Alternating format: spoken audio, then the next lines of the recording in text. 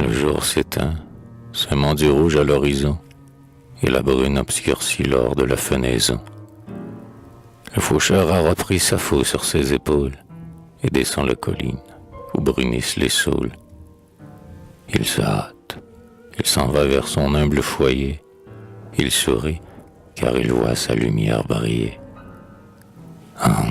Qu'il fait bon après une journée ardue où la pensée au sein de sa tâche est perdue. Qu'il fait bon s'en aller, le cœur libre et content, vers le toit où l'on sait que quelqu'un nous attend. Il entre, ôte sa veste en disant « Bonsoir, femme, j'ai bien faim, donne-moi le pain que je l'entame. » La chaleur était grande, aujourd'hui, dans nos champs. M'as-tu vu quand je t'ai crié sur les penchants? Et sur elle, son œil fauve et brûlant s'attache, des petits doigts d'enfant ravautent sa moustache. Et cet homme sévère, à la tâche endurcie, se sent pris de tendresse et, soudain, adouci. Car une joie intime et secrète l'enivre. Il revoit sa demeure. Il est heureux de vivre. Heureux de retrouver son épouse fidèle, dont les pas vigilants font comme des brudelles. Heureux de l'entourer d'amour, comme autrefois, de boire sa parole et de goûter sa voix, et de plonger ses yeux dans l'or de sa prunelle, plus clair que l'aube où brille une flamme éternelle. Oh, combien d'amoureux un jour ont fait ce rêve, de vivre obscurément, loin de tout bruit humain, de marcher en silence et de s'aimer sans trêve, les yeux au fond des yeux et la main dans la main.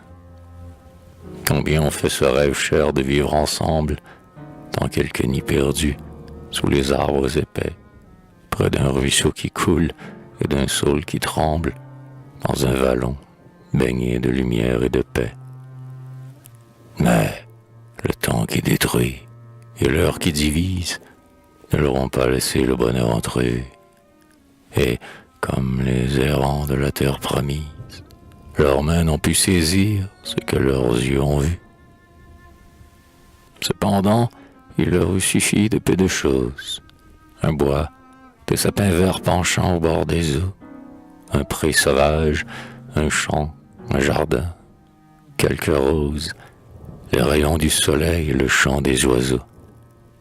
Mais non, ils n'ont pas vu paraître la demeure dans laquelle ils rêvaient de s'aimer, ici-bas, sur terre.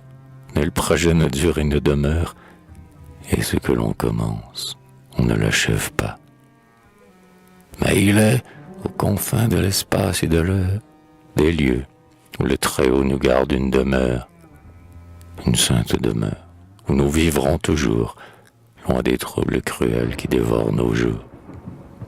Un foyer rayonnant, rempli de la lumière, qui brillait sur le monde à l'aurore première.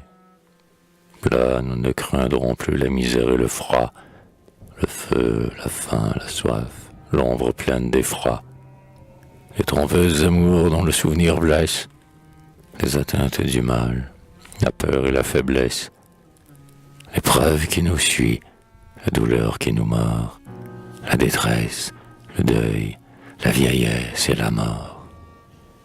Nous ne craindrons plus rien. À cette heure ravie, nous pourrons, ô mortels, nous venger de la vie. Car, nos rêves humains étant divinisés, nos lèvres s'uniront pour d'éternels baisers. Et ceux-là qui s'aimaient au temps de leur jeunesse, et qui s'enveloppaient de naïve tendresse, les amants séparés dont l'espoir fut éteint, tous se ressaisiront dans leur amour lointain. Ils diront, viens, cher homme, ô mon âme donnée, ô toi que, de tout temps, le ciel m'a destiné.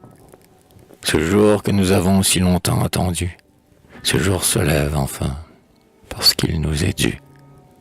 Notre joie, elle fut noblement achetée, avec des pleurs de sang, nous l'avons méritée.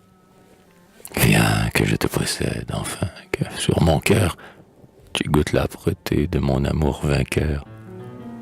Ton absence a creusé, dans mon sein, un abîme, viens t'y perdre à jamais, dans un bonheur sublime. Qu'importe le chemin où saignèrent nos pas, qu'importe cette vie où nous ne vivions pas. Voici que l'ombre est claire et que la nuit est blanche. Enfin, voici venir l'heure de la revanche. Et dès lors, ils auront commencé d'exister pour s'aimer sans retour toute l'éternité.